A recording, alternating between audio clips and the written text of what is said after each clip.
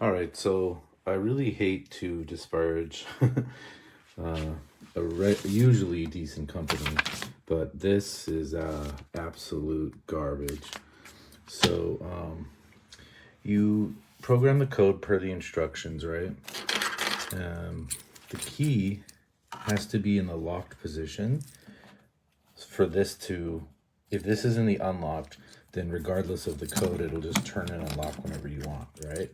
So right now, here's my code, and then you can unlock it, okay? You heard a little click before it, okay, fine. Then if you lock it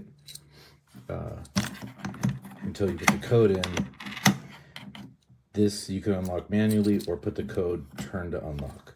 But here's the thing, this little attempt at them making a lock out of this, literally all you do is, right there it stops. That's it. It's in the locked position, as you can see. That's locked. Right now, it's supposed to not turn because this isn't manually unlocked and I haven't entered the code. So that's supposed to be how it locks. But literally, you just apply a little more pressure and you just bypass that altogether. Do not waste your money.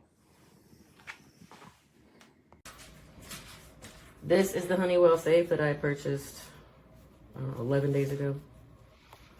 The code. And then nothing happens. Nothing happens.